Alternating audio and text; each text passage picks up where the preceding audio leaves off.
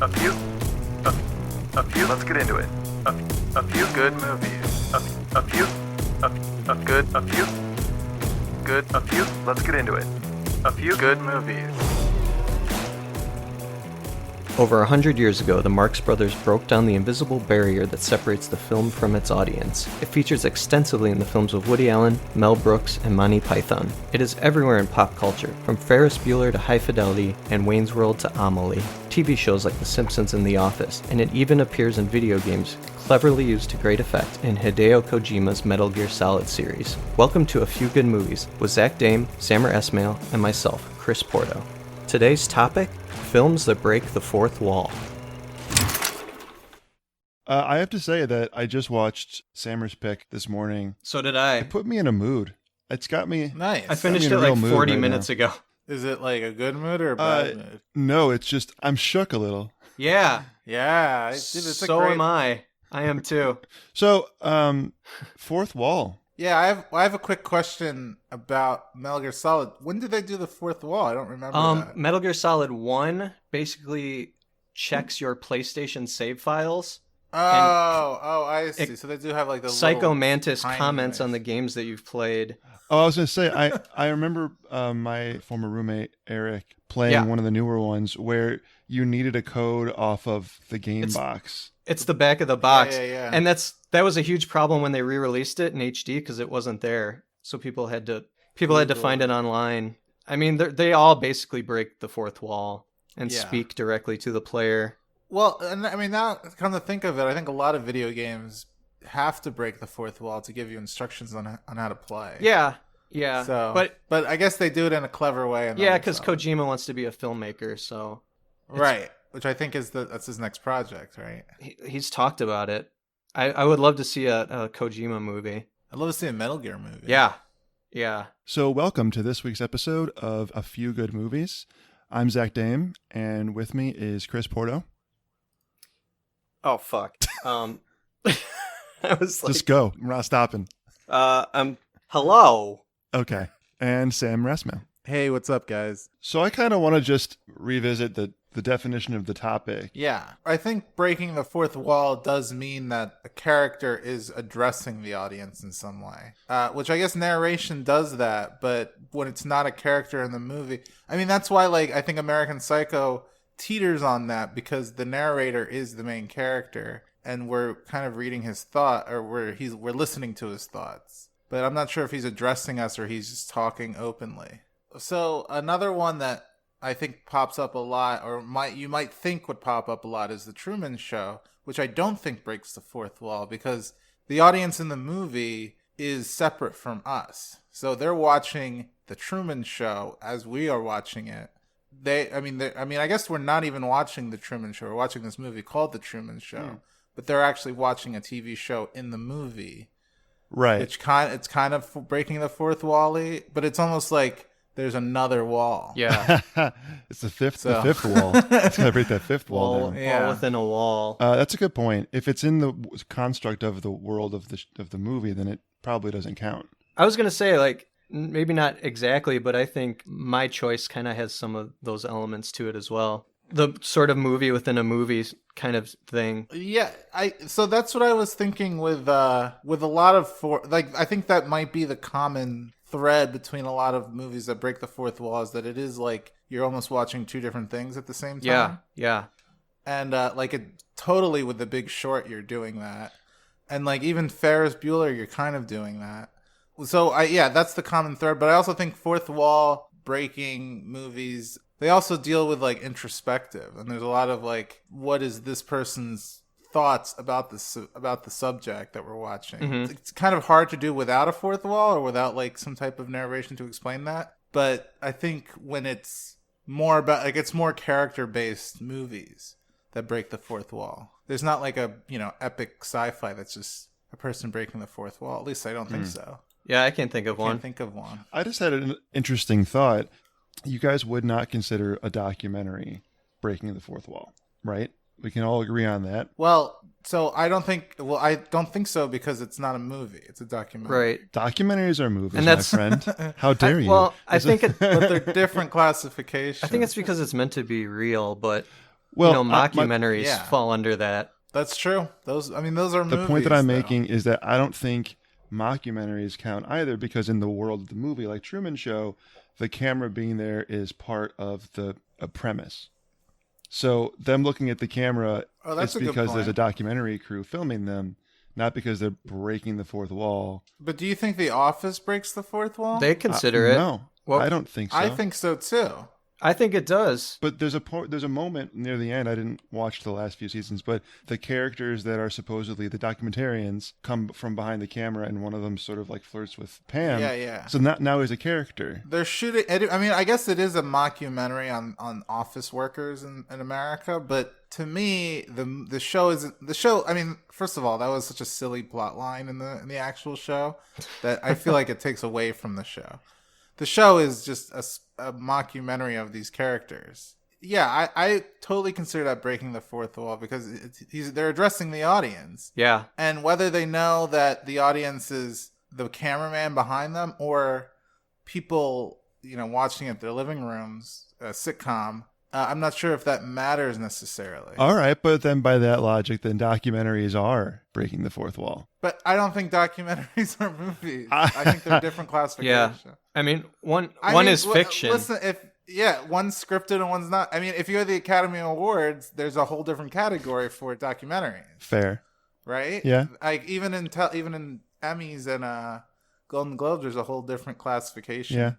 Hey, man, I'm just posing questions here, man. I understand. I mean, it's funny you mention it, because I've had similar discussions with people where they're like, have you seen any movies lately? And they're like, I watched this documentary. And I'm like, I asked you if you saw any movies, not the documentary. God, they are. I would say the same thing. To me, it's like they're two different things to me.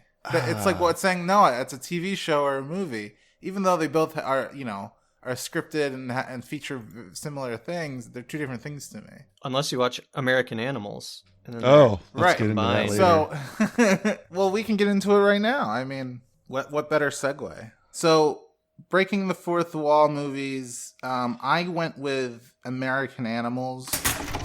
How can I tell you if I'm in or I'm out without you telling me the first thing about what I might be in or out of? This would be something dangerous and very exciting. Which is a pretty great movie. It came out in 2018.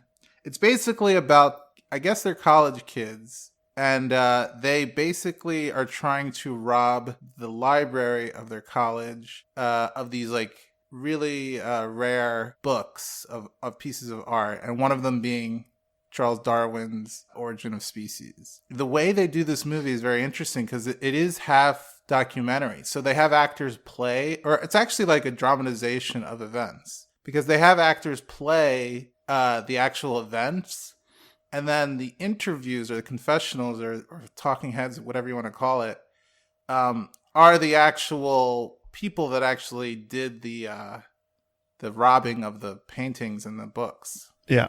And to me, so when I first saw this movie, this was like during MoviePass's heyday. And I think it was actually distributed by MoviePass. And I remember watching it one night and people clapping when they saw the MoviePass logo pop on.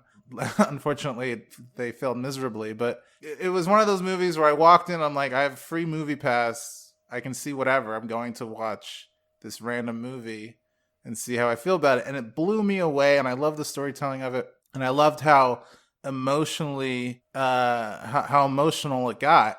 Somehow I wanted to root for these kids who were pretty shitty people.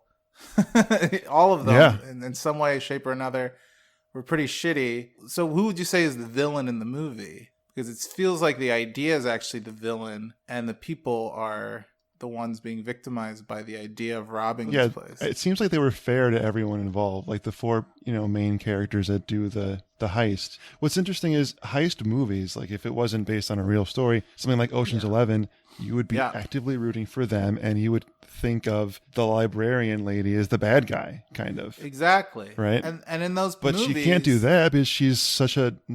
obviously not the bad guy in all this. Right. She's actually the victim. I mean, that scene... So the scene that really broke me, where I was like, oh, this is like a very good movie, was when she was like being tied up and like she's like tased crying, and all that stuff. and then she pees herself, and like just the reaction of everyone. I was like, oh my god, this is like if Ocean 11's actually happened, because obviously there's going to be victims involved in any heist. They even have a dream sequence where they imagine how it's going to go, and it's just Ocean's 11 basically. It is Ocean's 11, and I don't know if you noticed this. There's a lot of the guy is obsessed with movies. Was it Warren? Warren, yeah. So Warren is obsessed with movies, and he has a bunch of quotes of like, we need a bigger boat. Like you could always see. Oh yeah. And he even mentions like there is no book on how to rob a place. There's so many movies. So he's literally watching these heist movies or these movies about robberies to learn from how to do it. Which is not the way to do realize, it. Like, yeah, they're all like... He gives everyone the Reservoir Dogs color coding. You know, right, yeah. Did you watch the movie to the end? Because everyone is dead. And no, one person says that. I think, one person says like, everyone dies at the end, and then they do like a talking head of someone, and he's like, "Why'd I have to be Mr. Pink?" Yeah. And then like under his breath at the end, he's like, "That's like my least favorite Tarantino movie." And I was like, "That's hilarious." I just want to I want to go back to what you were saying before about villain in the movie. Wouldn't you say it was Warren? Like, I never for a moment doubted that he was the villain. Oh, interesting. I mean, he's both the real not a likable Warren person, the real Warren, and the Evan Peters Warren. Because I mean, there's just the scene towards the end where he's robbing the store for no reason, just to get that high again. He wanted to get caught.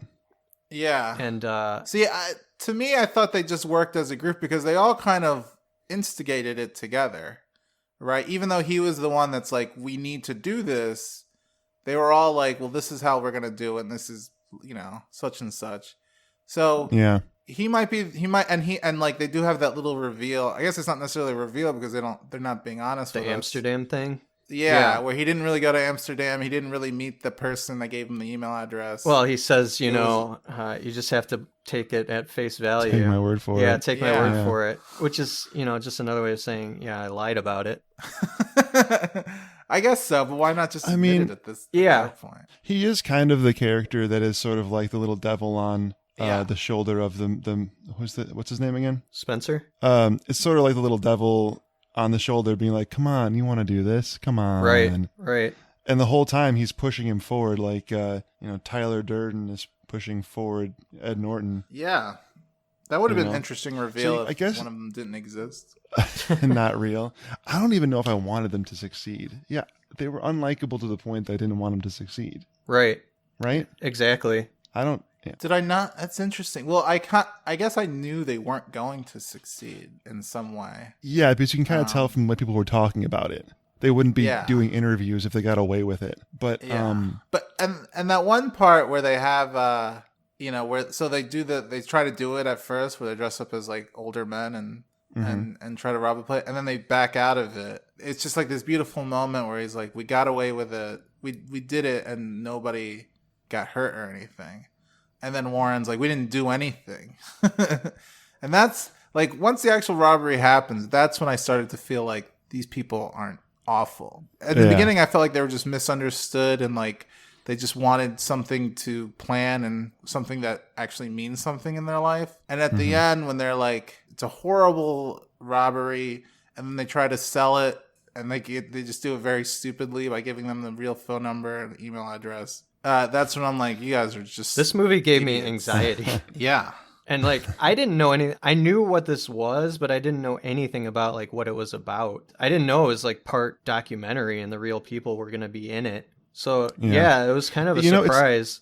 It's not the first movie to do this. Right. By the way, I mean, I got initially, when I first started to see the interview part, it reminded me a lot of Bernie with Jack Black. Yeah. Because that was also based on a true murder story. He's like a poker player, right? No, this is the one where Jack Black plays like the caregiver to this older rich woman, and they become very close friends, but she's so like mean to him that it gets him to his breaking point, and he murders her and stuffs her in a freezer and continues like basically pretends she's still alive and keeps collecting To get her money. from her Yeah. to get her money. So he's playing a real person, and they intersperse it with interviews from people in that town that actually experienced it. So it's the same idea as this in terms of combining a narrative story with documentary interviews. Yeah. And I love Bernie. I love that movie too. Yeah, it's very interesting because I feel like I remember when this movie came out, I told people around the office, no one really had a desire to see it. And they were like, I'd never heard of it, blah, blah, blah. And to me, it's like, this is like a great movie, especially during, I guess, 2018, 2019. It was such a great movie because at that time, documentaries started becoming really popular, Making a Murderer. And then they also did like American Vandal, like, which is a mockumentary.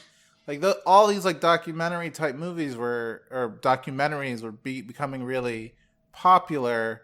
And to me, this is like, oh, this is the perfect time to make a movie in this style, especially with great actors and a great script.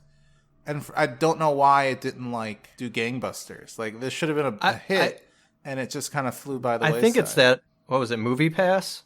Yeah. I think it's their involvement is why this movie kind of disappeared. And also, like, People are so turned off by it. It's so hard to get a hold of now. You can't stream it anywhere except HBO. Yeah, it was on HBO. And you can't rent it. You can't rent it anywhere. I bought it on iTunes. Yeah. Oh, you can't even You rent it on can't. You can't rent it anywhere. It's like $15. Yeah. You gotta spend the money So, to like, watch this. I think it's a combo of Movie Pass going under and just not advertising it because it's a really good movie. Yeah. I was like surprised by it. Even from like a filmmaking perspective, the non-documentary parts are like really well shot. The music is fantastic. It's got that almost Tarantino-esque soundtrack choices. And the director, Performances are great. Yeah, all around. They are. Performances the are director has only done like documentary TV and film. When I read that, I was like, oh, that makes perfect sense. Yeah. That he doesn't do scripted. He did documentary. Yeah. Like he's the perfect person to actually do this movie. Yeah, agreed. Did anybody else think that they were all in jail still? What did they serve? 7 years? And it also looks like they're doing just fine for themselves. I can't remember at the end they all had like what they're doing now. One of them is trying to become a filmmaker, which makes sense. Yeah, Warren. To me, it makes sense because making a movie is almost like I feel like heists and filmmaking are like one-on-one because you have this idea in your head and you're trying to convince hundreds of people That it's good. with tons of money that this might be a good idea. Right. Yeah. And they give you millions of dollars to do it. So that to me is the biggest heist anyone can pull. I like that. Besides, That's a good analogy. Bernie Madoff. Yeah, that's a really good point. It is interesting that all four of them went into creative fields. One of them is a writer who I assume is two trying. of them. Two of them are writers. One of them is trying to. I don't know. Were they saying that he wrote a book that became this movie? Because he wrote. I think he's a writing transcript it. that said American Animals. Yeah, I think maybe it's something he's working on. And then one's a filmmaker, and then one is just still an artist. Yep. Yeah, and actually, when I saw the movie, they handed out his like a book of his art, which I still have somewhere. I think They're all capitalizing on the fact that this is a big story that they can segue into more fame or notoriety or success. Yeah, I could see that. That's the problem with a lot of like Goodfellas and Wolf of Wall Street. I have the same problem, right? Right. A lot of these movies have a lot of heist movies. I guess not Ocean's 11 because I think that's completely fictional. But Yeah, it is. I kept thinking, how the hell will they ever if they're one of a kind? How could they ever get away with it without somebody being like, "You stole these"? Yeah. right, Well, that's how they get caught ultimately. And then with the librarian, they tased her and like physically abused her. They could have just been like, "Put your hands up. We're gonna tie you up now." Yeah. I thought they were gonna try to, I don't know, make her pass out somehow, so that she wouldn't be. I think awake. I think he tries to, doesn't he? Like choke her in the beginning. No, he and tries to zap her with the taser, and she doesn't pass out. I mean, maybe that was another thing that in their head. They thought it's going to work like a movie, and they'll tase her and she'll pass out. Yeah. So in the little like dream sequence, sequence, the dream sequence, she just like passes out and like falls into his arms, and then they just like keep going. And the funnier part is like they all have like better hair in the dream sequence, which I didn't quite I'm like, why do you guys have cool hair in this? I want to talk about in which ways this movie is breaking the fourth wall. Because the main way that this one, you would argue, does it is by having the actors, the real life people be interviewed. Yeah. But there's a few moments just sprinkled in where the real life actors or the real life people are in the fictional world. He'll be sitting in the car. The fictional version of him as a college student is sitting next to real life him in the passenger seat, commenting on what they're seeing. It happens 2 or 3 times. That's not very traditionally how you would do a breaking of the fourth wall. But that, to me, is what did it. Because I'm like, wow, damn. Now they're putting in the real people and acknowledging that we're watching a movie because you're having a fictional actor interact with the real life person, which I've never seen that before, which is really cool. There's that moment where they're driving by and the real Spencer comes out of his garage and is looking at them, and then they show at the end Spencer coming out of his garage from his viewpoint as they drive by. Right. And I loved that. I thought that was such a cool... Yeah, a really cool little way to break the fourth wall. To me, they're all... I mean, and those parts are cool, especially when they kind of like... Even... Because I do sometimes have the actors do the confessional talking head thing, which is also interesting, because it's like... Oh, yeah. You're kind of seeing the actor, or the a portrayal of what he said, and even though you have the actual person doing it. It's definitely blurring the lines of reality and the movie. And it's movies like that I love. I mean, I love movies that like are experimental and kind of like push the envelope a bit, and like not necessarily that'll break the rules, and that's always fun to me. But when they don't get the respect that they deserve, I'm just like, what the fuck, guys? Why are we watching whatever movie, Why are we watching like The King's Speech over and over again? We could be watching that. Here's a question. Do you think this movie would be better or worse if it was just a film and not with the documentary parts inside of it? If it were just the kids in the heist, just a fictional telling of the heist. They would have to do a lot, because I think with the confessionals and the interviews, it actually makes me feel emotional towards the characters. Mm-hmm. And if they took all of that away, then I would just be like, these are bratty teenagers being assholes. Yeah. So, yeah. Yeah, I don't think it would work quite as well. It would be a different movie. It would just be like a very dickish movie. Exactly. Right. And you know what I think about, okay, this is another example of something similar is Pain and Gain, which is also based on a true story. And they did not, I don't believe they ever showed the real people. No. But they did like horrible things. And you're meant to sort of root for them. And then at the very end, in the end credits, I think they show some footage or pictures of the real people. And I remember feeling kind of icky at that, because they seem to be kind of glorifying it, the whole movie. And you sort of disassociate the real story from it. And then at the end, you get reminded, no, this sort of really happened, and I didn't feel good about watching the movie anymore. And this continually reminds you that it really happened. You're right. And I think that helped a lot.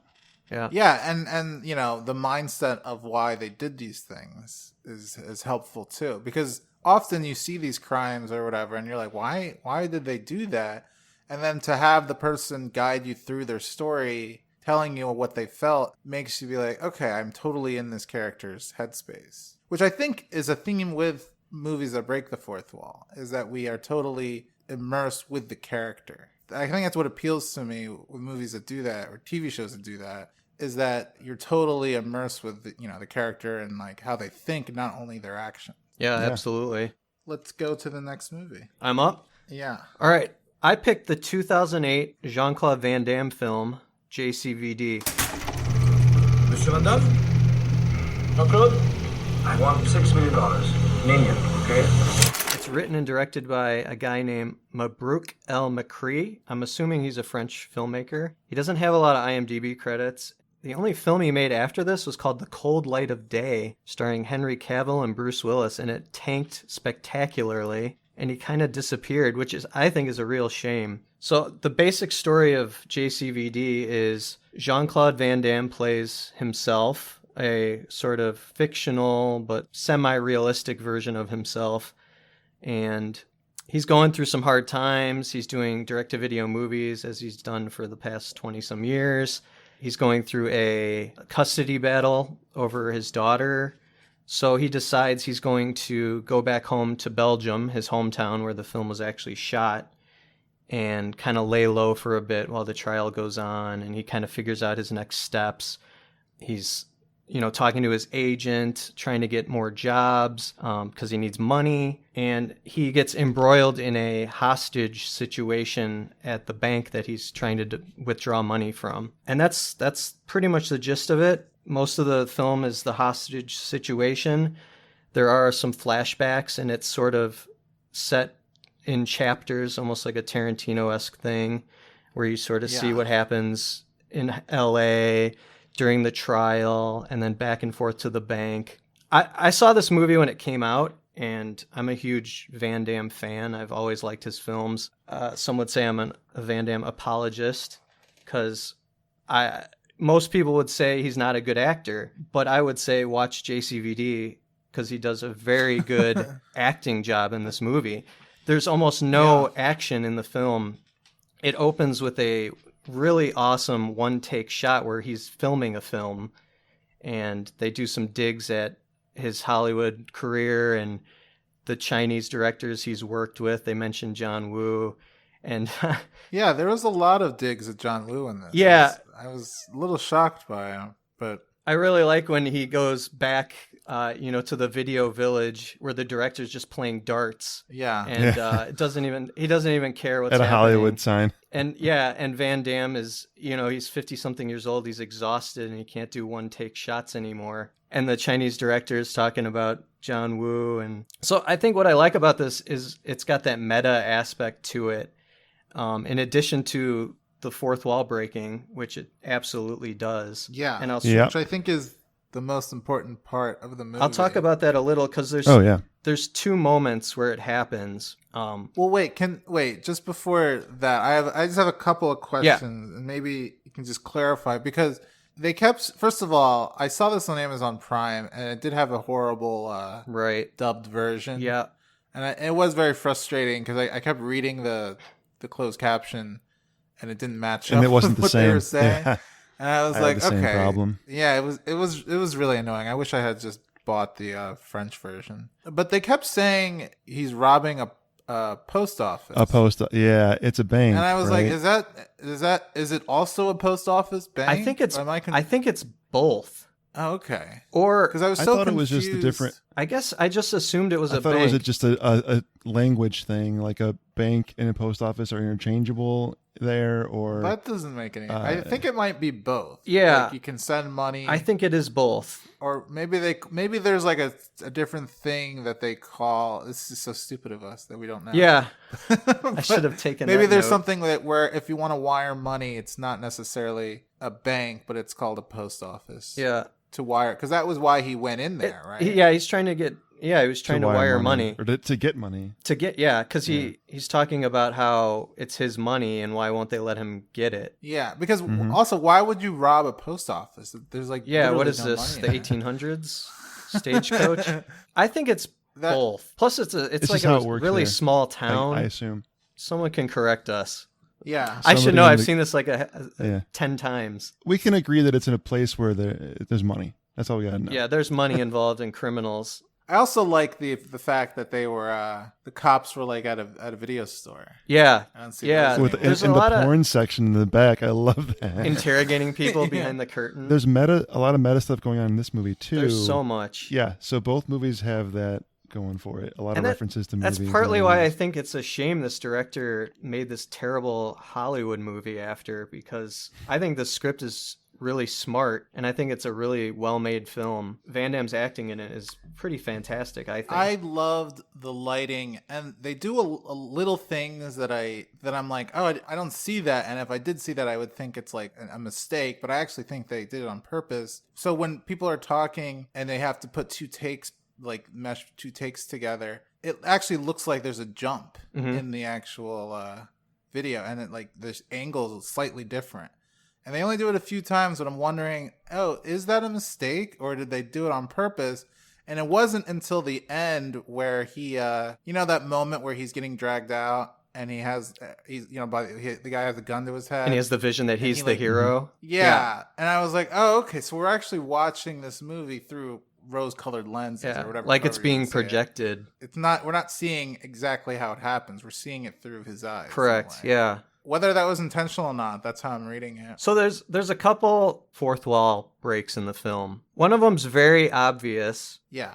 So he has a little that's what they're called, right? Soliloquies when you literally jump out of the movie and are talking. I think so, yeah. Yeah. It's and it's just like he just bears all. It's almost like a short therapy session. Yeah, it's like a confessional, and he's talking to the audience, and he's talking to like God.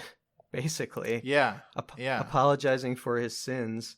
And it goes on for 6 minutes, unbroken take. Essentially, they lift him off the set completely. Yeah. They lift him above the set. Yeah. You see all the lights. You see the top of the set. And he does his speech, and when he's done, they bring him back down, and the film resumes. I think it makes this film. Yeah. A lot of the stuff is true that he talks about. The drug addiction and... not being there for his family, stuff like that, ex-wives. And he's crying, and I feel like it's a real thing that he's going through right then and there.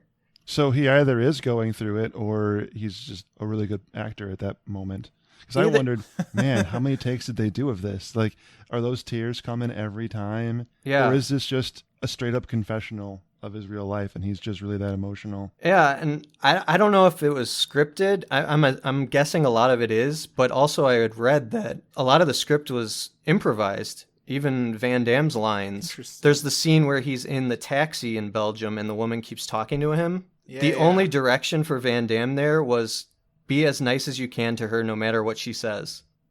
So she's just going off on him, and he's, he keeps going, oui, madame, as she's badgering him. It's funny you mentioned that because it almost seems like he's breaking sometimes because he's like... Yeah, he smiles, he smirks. And he's like, are you being serious right now? Yes. Like, and she's like, yeah. I looked at you like this big superstar, and now you're being mean to me. Yeah.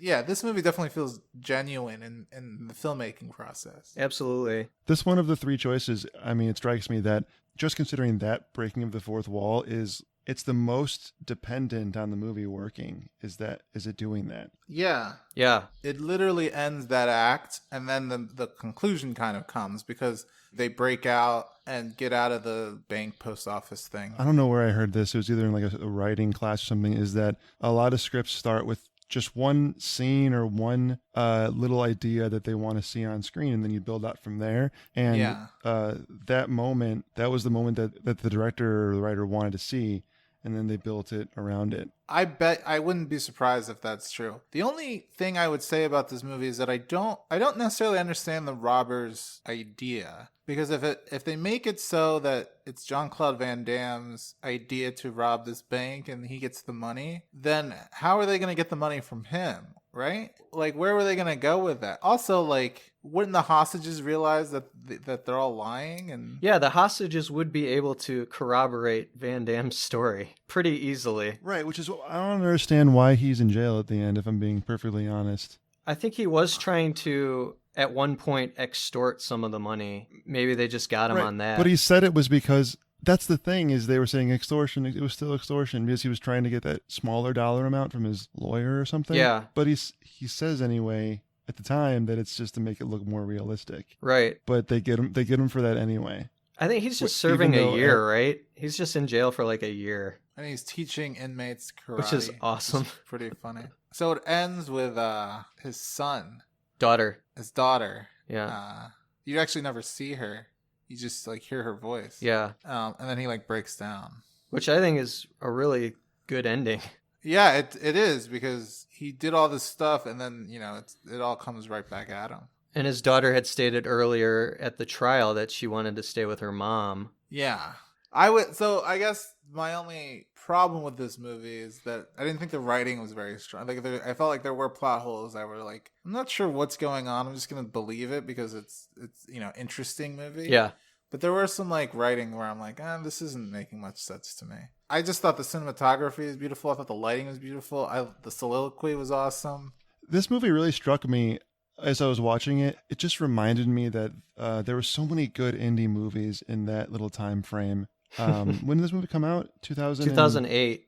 It just felt like one of those low budget, awesome indie movies of that era. It's funny you said that. I was just watching this YouTube video of Tarantino saying that like when he was trying to get into the industry and even, you know, decades after, everybody was trying to sit in their bedroom for months and months to write this like perfect script to get it made or at least like give people an idea of what kind of voice they have. And he's saying that nowadays people don't do that, and it's more about just getting into a writer's room or getting just a job that's close to writing, so you can kind of seep in through the cracks or whatever. And I think you're right. I think he's right, rather, because there's not a lot of indie movies that are made anymore. And oftentimes, if you do have an idea for an indie movie, it becomes like a 10 episode miniseries or something. Yeah. One more thing. I have a question about it. There is a TV show called Jean-Claude Van Damme, right? Jean-Claude Van Johnson Oh. on Amazon. What is that? And what is And that he's in just that too, isn't he? action? Is that like a Jack Reacher thing? He basically plays another version of himself, but he's an actor / spy. So they send him to like Romania to film a movie, but he's actually there undercover to bust someone while filming the movie. It's not bad, but it is not at the level of this film. And then I was just gonna say one last thing, and this kind of ties to most of my picks. It ends with a David Bowie song. Oh, it does. Modern Love. It's not Bowie's But version. it's not by Bowie. Yeah, It's like a ukulele version, and I really like that. So this is a good time to bring up what I'm seeing as I think the through line to all three of our movies, and that is they're all putting kind of like a microscope under the genre that they're talking about. You have American Animals, sort of Ocean's 11 type of movies, and kind of deconstructing it and showing you like, okay, here's an example of what it would look like in the movie, and it's not going to be at all like that in real life. It's going to go horribly wrong. That's sort of the whole point, this glamorizing of what they want it to be versus what it actually is. And then you have in this movie, it's sort of breaking down action movies. Yeah. It's like Jean-Claude Van Damme in his head wanting to be that action star that he portrays in movies, but in real life, he's just a normal guy. It's the same thing. It's like, this is not going to go at all the way you'd think it would go. Yeah. In a movie. Yeah. My pick, which is a movie called Resolution. The people come here to look for aliens, ghosts and cults, and gateways to hell. Does the same thing to the horror genre, sort of deconstructing a horror film and commenting on how they work. So this movie is a really low budget horror film. Came out in 2012 by this directing team, Justin Benson and Aaron Moorhead. I discovered them through Chris, as I often do. He just randomly sent me 3 DVDs in the mail without giving me any explanation of why. Is this their only movie? They've done 3 of these horror films that are all low budget, and then Are they all like similar in terms of like breaking the fourth wall? Well, they're all semi-related, but this movie and then The Endless are actually completely tied together as far as stories I don't go. think I ever got around to seeing The Endless. You fell asleep. We watched it at your place. Oh, that's right. Oh, that's why I don't remember it. Yeah. Does it break the fourth wall? Not like this one. Okay, so then this is the right one of the 3. Yeah. Yeah, so they make interesting stuff. I mean, it's definitely low budget, a little rough around the edges. Watching it a second time, I really appreciated it for what it is. Yeah, And I think for a movie with basically no budget, filmed out in the woods with an unknown cast, you know, the directors are characters in the movie as well. Uh-huh. All the actors I thought were really good. You had the Native American guy from the reservation that comes over, the quirky, weird French guy who's living in the trailer. Yeah, it's got these really unique, like the two dudes that are selling drugs or wanting to buy drugs. yeah, the white boy drug dealers and the they somehow all cultists. know from high school. Yeah, the cultists are the characters from The Endless. Oh yeah, man, I got to try that again. Are the cultists the people that rented it out before? No. They're the guys in the white shirts that are just Oh, okay. standing by the pond at some point. So anyway, I guess a brief rundown of the movie, but fair warning, it's 8 years old now, so I think we're well past the spoiler alert time. But Don't listen to this if you don't want to be spoiled. Right, you can't really talk about the movie without kind of revealing. Just put that in the intro. Okay, yeah, I will. But it's set up like a really pretty stereotypical horror film. You got, a cabin out in the woods, and you have two characters. Let me get the names. Chris and Mike. Okay, yeah. So Chris is is it meth? I think so. I think it's a bunch of Yeah, drugs. he's all over the drugs. Who's basically just living out, squatting in this cabin in the middle of nowhere, and then his friend comes to visit him to try to get him sober by handcuffing him to a pipe and just sitting it out with him as he tries to get himself clean. And as the movie progresses, Mike just keeps stumbling across suspicious things that he doesn't quite understand, and he keeps finding himself in horror film scenarios, like the creepy cultish kind of people by the lake. Are they going to be the horror element? They're on a reservation, so you have these old Indian artifacts at one point. Yeah, there's that, and they also say, there's a lot of drug addicts buried in these hills. Yeah. There's caves that they don't know anything about, where there's like these hieroglyphs in the caves, and then there's a shed with all this weird equipment. Video equipment. Right. There's a group of French students who were performing rituals, they say, and they disappeared. It's like he's presented with a whole slew of options for a direction that a horror film could take him. That's combined with he keeps finding all kinds of media. It ranges from books to 16 millimeter or 8 millimeter projection to a VHS tape. And each time it progresses in that it's displaying them. So at first it starts off as just creepy imagery, and then as it progresses, it's actually they're watching a VHS tape, and it's the conversation they just had from outside. And that, I don't know for sure if that would be sort of a breaking of the fourth wall, that suddenly they can watch themselves being filmed. I think it totally is. That was my first... But how does that address the audience? I don't know if it addresses the audience, but it puts them in a movie. It's acknowledging that they're in a movie and that there's a story to be told. It's almost like the audience itself is shaping the story. So here's my problem with it. I mean, I didn't care for this movie. I actually fell asleep several times and trying to stay awake to watch this because it is such a slow movie and it doesn't seem like things are moving ever. And also, like, Mike, like you're talking about the acting, Mike is supposed to be he's supposed to be a druggie, and he just seems totally cool. Chris. With everything. Or Chris, rather. Those aren't the most unique names, so it's kind of hard to differentiate. It is hard. yeah. They couldn't even... No, Mike's the druggie, and Chris is the guy trying to help him. No, it's the other way around. Oh, yeah. Yes, you're right. Well, so Chris is the druggie, right? Chris is the druggie, and Mike's trying to help him. To me, I did not believe he ever did drugs in his life. Like, besides alcohol, which... to me, like, watching it, I'm like, okay, these are just old drinking buddies. Yeah. And they're just, like, hanging out. I didn't understand why he had to be there to go through rehab or to, like, recover from his drug addiction. Like, why didn't he bring him to his house? Or why didn't he bring him to a safer place than this, like, why did he have to convince others to let me pay for this place so he can recover? Why didn't he just bring him to his house or wherever? Well, he didn't want to go. Well, I mean that right. I think it's easier to keep him there. I don't think it, but whatever. So once these creepy things happen, right? Like, oh, I'm seeing there's a videotape that magically appears, and I'm seeing myself. Why not leave then? That's like, to me, it's like they're like, and Chris is just like, whatever. He's dealing with other bigger issues. But for whatever reason, it just never seemed like he was. It was just like he just didn't care, and he was just like waiting for the next day. Like he just didn't have a care in the world, and didn't seem like he was really recovering from anything. He's kind of a funny character. He's providing some comic relief. Yeah. And that would be cool, but he's supposed to be like the main part of the movie. Like he's supposed to be the brothers in arms. There's never that emotional part where he should be like, thank you for helping me or whatever. I think it happens at the end. Emotional parts. Maybe you were sleeping. So you might have been sleeping. So here's where like my problem with it not breaking the fourth wall is because the tapes appear and because like they can watch themselves, and they never like look at the audience or look at the camera and say like, are you watching? Is someone watching us? Like something like that, which would be actually really interesting to see. To him be like, are you watching us right now? Because then now we're in on it. Now we're like, oh, okay, we're supposed to be the monster in this movie.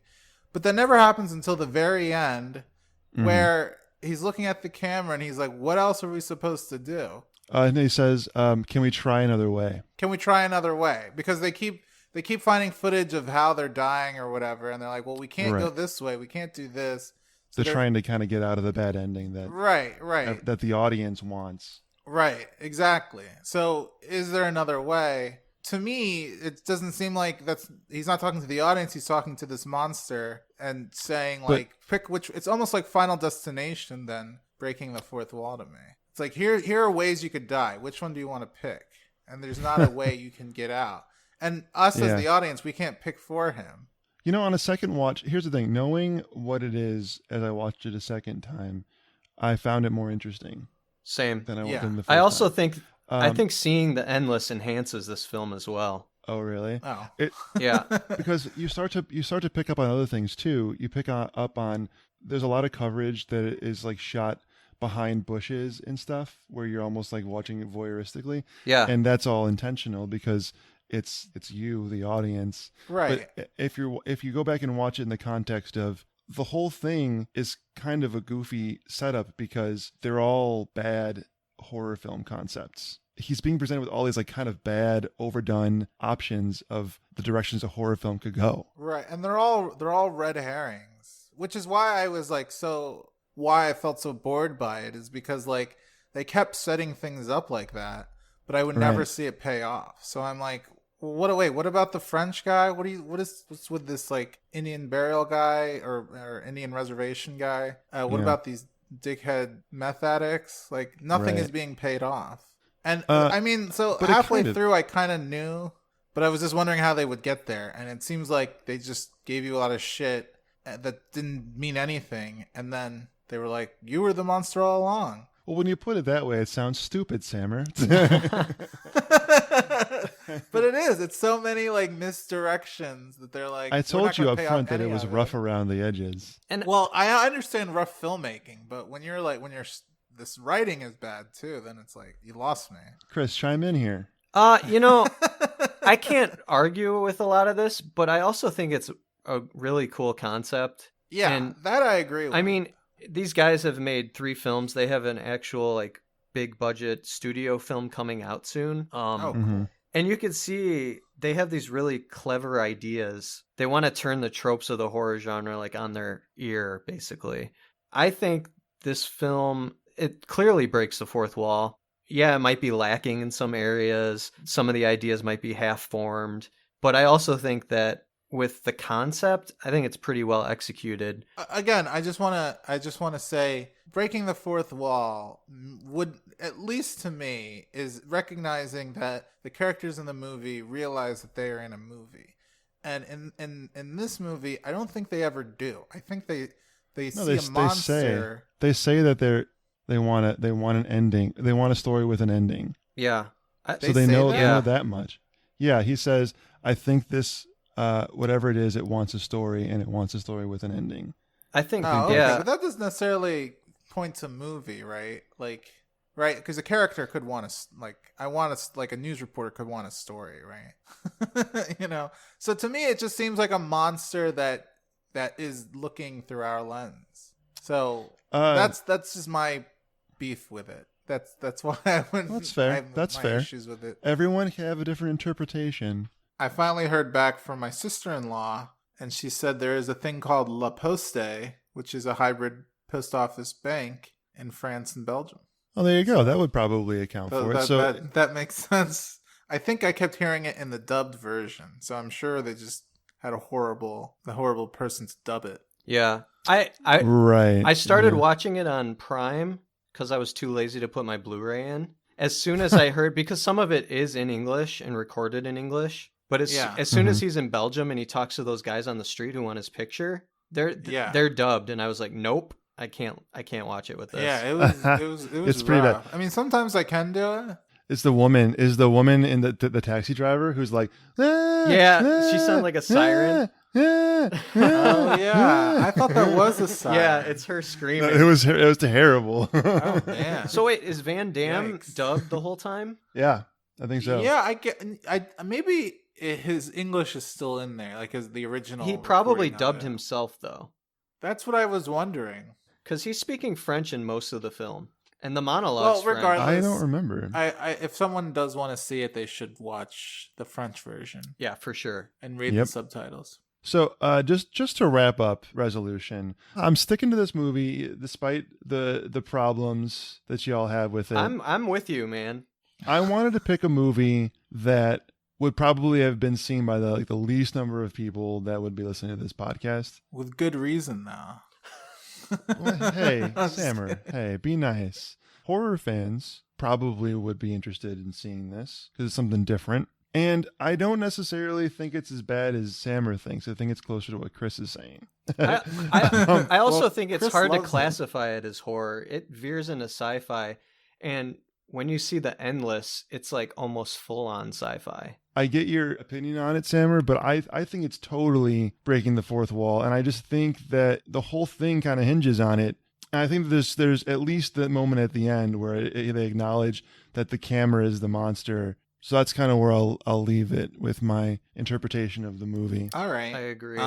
What are some other movies that we didn't pick that, for me, Ferris Bueller's Day Off would have, that's a great movie, and I think that classically breaks the fourth wall. Right. And that's like a classic movie. Like it's just a fun movie to watch and to revisit. And then, of course, anything Spike Lee, anything Spike Woody Lee Allen, does it a or lot. Yeah, a lot of Woody Allen. Yeah. Annie Hall, which is I think is a great Fight Club. romantic comedy. Fight Club. Fight Club. Fight Club does it. American Psycho does it in my mind, although I don't think there actually is a point where he looks at the camera, at least like acknowledging an audience, but he's talking to himself, and we are his conscience, I guess. Wayne's World does it all the time. Wayne's World, definitely. I was gonna say Mike Myers does it a lot. Austin Powers, I think all of the Austin Powers movies does it. I think even in like Love Guru, he does it. Probably. I wouldn't Yeah. watch it, but probably. Yeah, I think that's it. I mean, you got if there's any other suggestions or There's a couple movies that we missed. I was one of the ones I was thinking of was High Fidelity. With Oh, yeah, John yeah. Cusack. And has turned into a TV show. Right. That does the same thing. Also The very obvious good. one is like Deadpool, but Deadpool's a character that does that even in the comics. The Big Short does it in a very fun way, which is interesting because the actual material isn't that fun. It's actually really depressing and a little convoluted, but the way they present it makes it easy to digest and kind of enjoy the hypocrisy. Mm-hmm. And then there was I had thought about the French film Amélie does it. Oh yeah, Oh, yeah. But I went with a different French film. yeah. Man, it does happen a hell of a lot, doesn't it? It does. It again. I think it's because it is a great way to show character and like emotions. I think like some people look at it as like a crutch for a movie because you can display emotion without actually showing it. You can just tell them by having the character tell the audience. But in a way, I think there's something that the way they do it, you feel so much closeness with the character that you can't really get unless you have him break the fourth wall or be a narrator or something or get in his head that way. Yeah. Okay, well, I think that wraps up this episode. We hope that you've enjoyed it. You can always check us out on social media. Samer, where can they find us? So we have a Facebook page, a Twitter page, Instagram, and YouTube, all under A Few Good Movies Pod. And we also have a Gmail account if you want to email us at afewgoodmoviespod@gmail.com. Stay tuned next week for a mini episode where we'll talk about what we've been watching, playing, reading, but most importantly, where we'll announce the topic of our next episode. All right, looking forward to it. We'll see everyone next time on A Few Good Movies.